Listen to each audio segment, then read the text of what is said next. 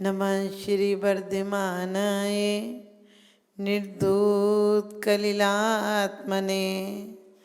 सालोकानां त्रिलोकानां यद्विद्यादर्पणायते। हा नित्य घटती आयु गे पर पाप मति घटती नहीं। आयु बूढ़ोती पर विषय से कामना घटती नहीं। हा नित्य घटती आयु गे पर पाप मति घटती नहीं।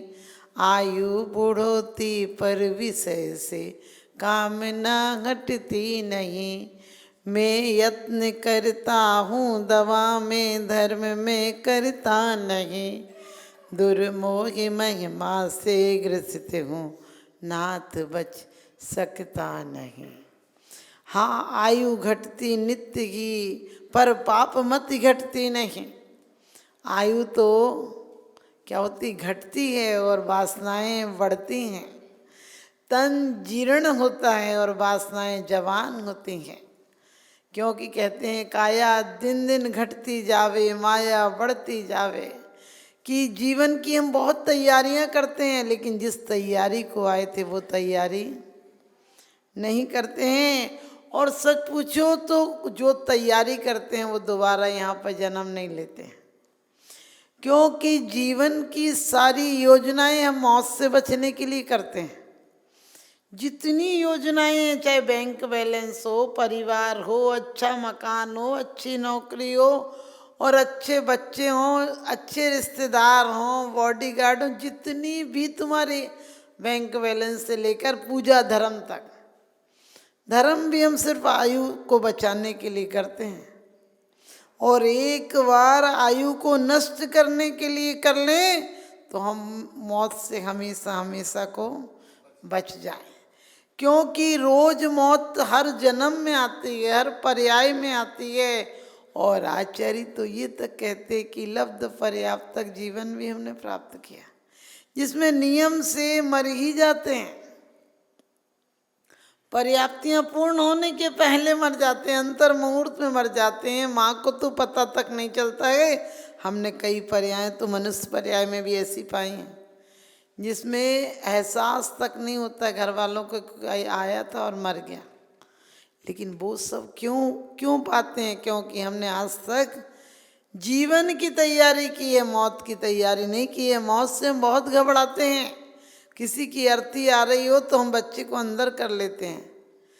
एक व्यक्ति आए और बहुत अच्छी अध्यात्म की बात करने लगे, कहने लगे माता जी आत्मा अजर अमर है, कभी मरती नहीं है। वो आप हमें ये बताइए कैसा श्वास सुख है, शुद्ध आत्मा होगी, सिद्ध शिला में पहुँचेगी। तो मैंने कही आपकी आयु तो कम दिख रही है।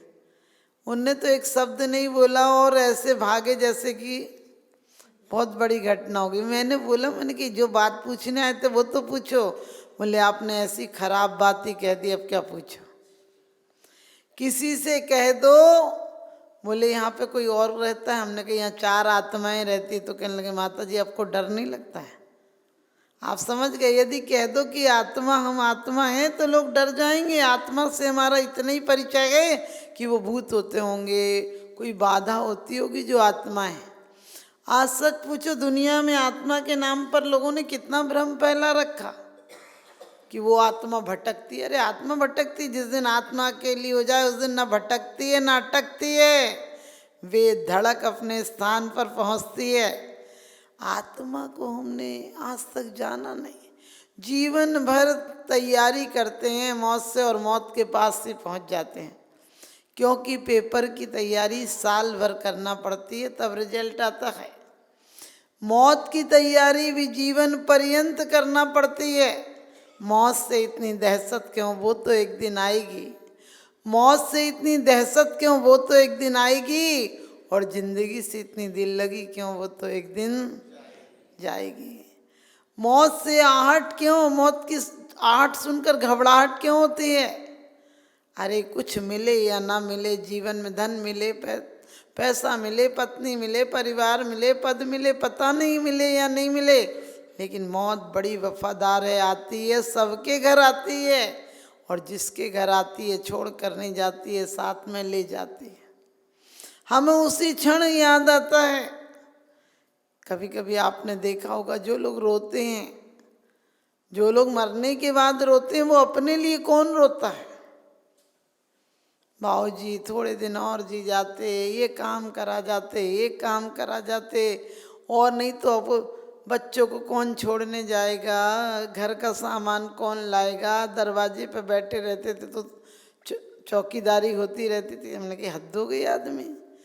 शासक सत्ता पाने आया था, वो संपत्ति पाने आया था जिसके बाद हमेशा हमेशा की गरीबी मिट जाती, हमेशा हमेशा भिखारीपन पराधीनता मिट जाती। लेकिन यहाँ और पराधीन होकर चले जाते हैं। परमात्मा नहीं दिखे तो हमें कोई दिक्कत नहीं है, लेकिन एक दिन पोता नहीं दिखे तो जान निकल जाती है। सच बता रही है, सही लगन है। हम प्रतिमा को देखकर इतने नहीं मुस्कुराते जितने अपने बच्चों को देखकर मुस्कुराते हैं। ये कैसी तैयारी है? अंत समय तक हम तैयारी नहीं करते हैं, और अंत समय नहीं, हमारी प्रति क्षण मौत आ रही है। आयु के निषेक हमें नियम से जितने हैं उतने ही मिले हैं।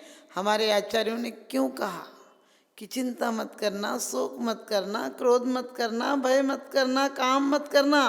क्योंकि आपने देखा होगा श्वासें काम में भी, वासनाओं में भी चलती हैं, साधना में भी चलती हैं, लेकिन साधना में चलती हैं तो बिल्कुल सम स्थिति में चलती हैं। हमारी आयु के द्वारा भी जीवन का क्रम बताता है कि हमने किस हिसाब से जीवन जिया। यदि आप क्रोध में होते तो पूरा शरीर आपका क्या होता है? कांपने लगता है, बकने लगते हैं, आपको होश नहीं रहता है। क्योंकि शरीर सिर्फ बाहर से नहीं कांपता है, जो आपकी ग्रंथियां थीं वो रस की जगह विष छोड़ने लगती हैं, विषाक्त हो जाती हैं। और उसी समय यदि तीव्र क्रोध में आयु बंद हो गया तो नरक जाने से हमें कोई नहीं रोक सकता है। परमात्मा की पूजा भी नहीं रोक सकती है, क्योंकि हमने तीव्र कसाय में आयु का बंद कर लिया। तीव्र परिणाम थे, इसलिए हम क्या करें? समता में, क्योंकि आयु के निषेक निश्चित मिले हैं। जितनी आयु है उससे एक सेकंड कोई आगे पीछे नहीं कर सकता है। तो फिर क्या करें? इसे चिंता में नहीं गंवाएं। चिंता में गंवाओ या चिंतन में। चिंता में जाओगे तो गंवाना हो जाएगा, और चिंतन में आओगे तो कमाना हो जाएगा। हम लोग बहुत बड़े बेईमान आदमी हैं। आज तक हमने महापुरुष को जीते जी इज्जत नहीं दी। जब वो मर गए तो उनकी पूजा करने लगे। कोई भी तीर्थंकर, कोई भी पैगंबर, बुद्ध, कोई देख लो, हमने किसी को शांति से नहीं रहने दिया यहाँ, क्योंकि बुद्ध पुरुष अखरते हैं हमें। हमें लगता है ये क्यों अच्छे हैं, ये क्यों सत्य बता रहे हैं, हमारे विपरीत चल रहे। जीसस को फांसी क्यों दी गई? मंसूर को यातनाओं के द्वारा क्यों मारा गया? क्यों? मंसूर यही तो कहता था, मैं खुदा हूँ, खुदा सब में है। माने हर सम्राट अपने आप को प्रभु समझता है, और वो यही कहता था। इतने से गुनाह पर उसे सजा दे दी। जीसस को तो कहा था तुम एथेंस छोड़ के चले जाओ, ये सत्य की बातें बंद कर दो, तुम्हें मौत नहीं दी जाएगी। उन्होंने कहा यदि सत्य बंद कर दूंगा फिर जीने से क्या मतलब, सत्य को कैसे छोड़ दूं? भलाई में हो अगर मौत तो जीने से बेहतर है, भलाई में हो अगर मौत तो जीने से बेहतर है। बुराई का तो जीना मौत के सदमे से बदतर है, बुराई का तो जीना मौत के सदमे से बदतर है। लोग ये कहते हैं कि जब भी मर जाओ, जब जीते हैं तो कमियां कमियां ही ढूंढते हैं, मर जाते हैं तो ना जाने खूबियां कहाँ से ढूंढ लाते हैं। आप समझ गए? जैसा हमने परमात्माओं के साथ किया वैसे ही हम जिंदा आदमी के साथ भी करते हैं। हम मरने वाले आदमी को याद बाद में करते हैं।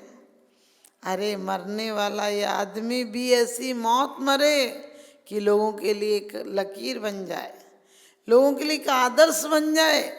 हमारे यहाँ क्यों कहा था कि 4 आश्रम होते हैं? पहला था ब्रह्मचर्य आश्रम, दूसरा था गृहस्थ आश्रम, तीसरा था वानप्रस्थ और चौथा था सन्यास। बड़ा सुंदर क्रम था, जीने की सही, विकसित होने की कली, फूल बनने का क्रम था। आज हमारी कली सड़ जाती है, शुरू में ही सड़ जाती है। आज सच पूछो, जो चीजें जीवन पर्यंत पर्दे में रहती थी आज सब पोस्टरों में आ गई। आज सब आप समझ गए, सब बच्चों को सब कुछ पता हो गया। दाम्पत्य जीवन, जीवन भर दादा दादी भी बन जाए तो भी मर्यादा में रहते थे। बच्चों के सामने कोई ऐसी क्रियाएं, ऐसी बातचीत उनकी नहीं होती थी जो एक देखने में भद्दी लगे। वो आपस में बात भी करते थे तो अदब मर्यादा में करते थे। कभी आप लोग तो वो जमाना भी देखा, भी ज़्यादा दिन पुरानी बात नहीं है कि पति पत्नी दिन भर आपस में बात नहीं करते थे। बड़ों के सामने तो खासकर बोलते ही नहीं थे। ये फूहड़पना नहीं था, ये बहुत कायदे की जीवन शैली की बात थी। क्योंकि जीवन के क्रम में एक मर्यादा थी और वो मर्यादा आदर्श बनाती थी, हमको जीवन को आदर्शता देती थी। जब घर में बड़े बुजुर्गों के सामने हम नहीं बोलते थे तो एक आकर्षण था कि थोड़ी देर को छुप के बात करेंगे। अब इतना खुलापन हो गया कि दिन भर माथा फोड़ोगे तो अगली सोचेगी थोड़ी देर बाहर ही चले जाओ। इसीलिए तो तू मैं हो गया। पहले समय कम मिलता था और जीवन में ही सन्यास का बीज बो दिया जाता था। गुरुकुलों में बच्चे पढ़ते थे, सामूहिक खाना, सामूहिक परिश्रम, लकड़ी तोड़ना, पत्थर तोड़ना, मकान बनाना, सब ऐसी क्रियाएं थीं जहाँ की आदमी कार्य कुशलता, जीवन की ऊर्जा को गति मिलती थी। वहाँ अध्यात्म की शिक्षा दी जाती थी। रोज सुबह शाम प्रभु की आराधना, आनंदमय मंगलमय संघर्ष का जीवन था। इतना संघर्षमय था कि उसके बाद जो मिलता था वो सुखद होता था। क्योंकि शुरू से इतनी परिश्रममय जिंदगी होती थी और फिर भी आनंदमय होती थी। वो चाहे दाल रोटी खाने को मिले लेकिन सब मिलकर बनाते थे और मिलकर खाते थे। एक साम्यवाद, समाजवाद उस समय था। कोई बड़े छोटे का भेदभाव नहीं था। उसी गुरुकुल में एक का लड़का पढ़ता था, दूसरे का भी उसी में पढ़ता था। लेकिन आज हमें बचपन से ही आध्यात्म ही सिखाया जाता है। और जो 25 साल तक पूर्ण ब्रह्मचर्य में रहेगा। मैं माता जी को बधाई दूंगा कि आपने एक आंवला क्षेत्र में एक गौशाला का जो आपने वहाँ पे संकल्प करवाया है। मैं माता जी को बता दूं कि आज वो गौशाला पिछले 2 महीने से वहाँ पर अब कोई भी गाय की अवसान नहीं हुआ है। पहले जहाँ 3-4 गाय पर डे उसमें ख़त्म हो जाती थी, 40 गाय 50 गाय मर जाती थी। अब पिछले 2 महीनों में जब से आपने उसमें संरक्षण दिया है तब से वहाँ पर शायद 5-6 गाय भी नहीं हो पाई हैं। आपका इसी तरह आशीर्वाद सदैव मिलता रहे। बस मैं आपके चरणों में नमन करते हुए वंदन करता हूँ। जय।